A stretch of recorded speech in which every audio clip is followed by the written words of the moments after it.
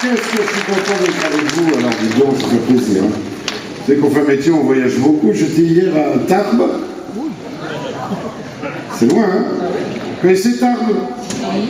Non? C'était l'élection de Miss Cassoulet. Un vent.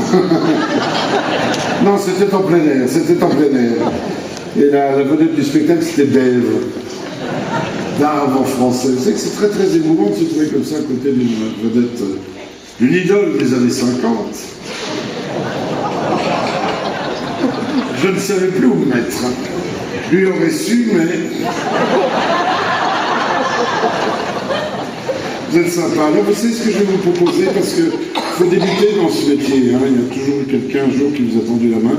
Et moi je voudrais vous présenter un tout jeune humoriste. C'est sa première scène. Première scène, vous vous rendez compte? Il est mort de trouille, tellement de trouille un peu...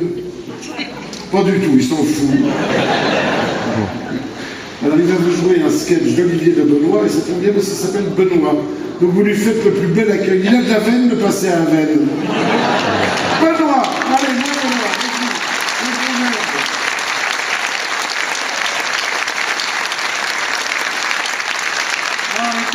Arrêtez! Ma belle-mère est encore en vie! Ah si, je vous jure! En fait, l'autre jour, elle m'a appris qu'elle voulait préparer son enterrement. Elle m'a dit, je voudrais que vous soyez tranquille le jour où je ne serai plus là. Mais ça va de soi. Du coup, je l'ai emmené aux pompes funèbres. J'ai dit au type des pompes funèbres que je cherchais un cercueil. Il m'a dit, c'est pour vous? Je dis non, c'est pour offrir. Il m'a proposé un cercueil intérieur cuit. Je dis, c'est pas la peine, il y aura déjà de la peau de vache dedans.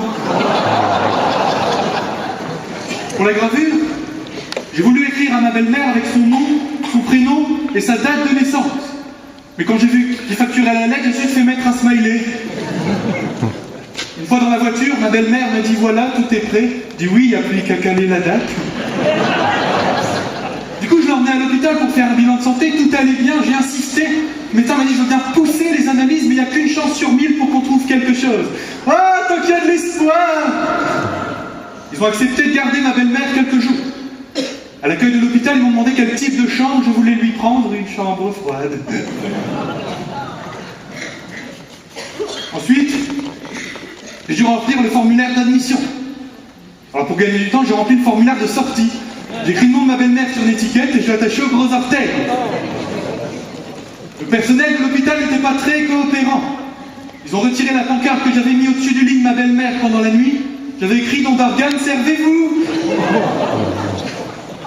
Au final, ils ont trouvé quelque chose à ma belle-mère. Elle avait encore de belles années devant elle. Du coup, j'ai appelé les pompes funèbres. Fausse alerte, on annule l'opération, youpi. Quelques mois plus tard, l'hôpital m'a appelé pour m'annoncer que ma belle-mère avait un problème. Une fois sur place, les médecins m'ont dit que ma belle-mère était dans le coma depuis 5 minutes. Quand j'ai dit il n'y a plus aucun espoir, je veux pas qu'elle souffre plus longtemps, débranchez-la. Le plus dur, ça a été d'annoncer la mort de ma belle-mère à notre enfant. Je ne trouvais pas les mots. Pour finir, je lui ai dit, cette année, le Père Noël est passé plus tôt que prévu. Cette année, les cadeaux sont pas au pied du sapin, mais dedans. Et j'ai déclenché l'opération. Merci. Dans le cortège qui suivait le cercueil, on m'a demandé d'arrêter de klaxonner. Ah, ils avaient raison. Avec mon klaxon, je n'entendais plus ma radio. Au passage du cercueil à l'église, on sentait que les gens étaient tristes. La Ola n'a pas pris. Et la chenille non plus. Puis, j'ai pris la parole. Je vais faire l'éloge funèbre de ma belle-mère, puis on passera à l'ouverture des cadeaux. Un peu de silence, s'il vous plaît. Respectez ce moment de bonheur.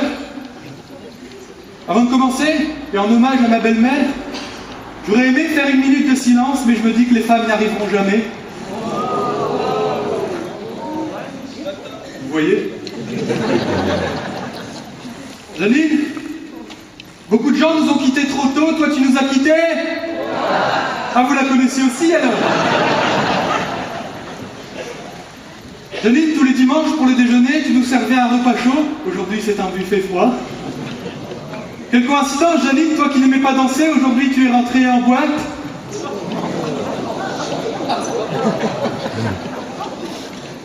Pour avoir mon âme en paix, Janine, j'ai décidé de te rembourser tout l'argent que tu avais emprunté. T'es glissé un chèque comme ton cercueil. Tu l'encaisses quand tu veux. Janine, on t'avait offert le livre de Yann Arthus Bertrand, La Terre vue du dessus. Tout à l'heure, tu vas connaître la suite. En tout cas, Janine, qui aurait cru qu'un jour tu deviendrais écolo, puisque tout à l'heure, tu vas rejoindre les Verts.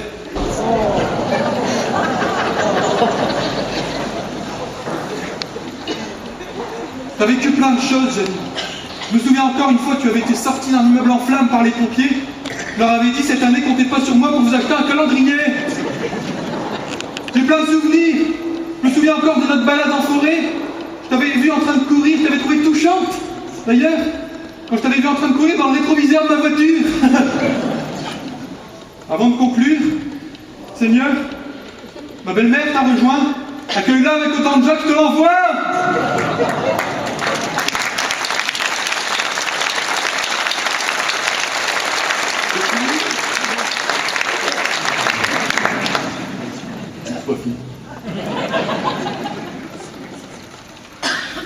Pour faire des économies pour transporter le cercueil de l'église au cimetière, j'ai pas pris de porteur, j'ai fait ça avec un diable. Au moment de la mise en terre, une sonnerie a retenti. On avait oublié de retirer le portable qui était resté dans la poche de ma belle-mère. Assez étonnant d'entendre un portable qui sonne dans un cercueil. C'est d'autant plus étonnant quand ça décroche. Ma belle-mère était encore en vie, youpi. Oh non. Bon, les pompes funèbres m'ont dit que tous les frais que j'avais engagés devaient être payés. Bon, ils ont quand même été commerçants, n'ont pas facturé le feu d'artifice. Le Seigneur nous avait rendu ma belle-mère, comme quoi même lui n'en avait pas voulu.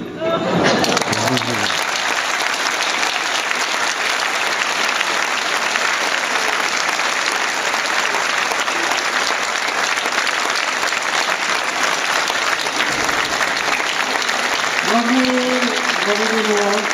Excuse-moi, quand tu rangeais le truc, j'ai cru que c'était fini. Il va aller loin, non? Oui. Merci. Bien, bien, bien. Il y en a d'autres comme ça, alors? Comment? Un de ces jours, tu viendras faire un spectacle entier. Ah bah, entier. Avec tes textes. Ah, bah voilà. Alors, retenez le nom, Benoît. Benoît.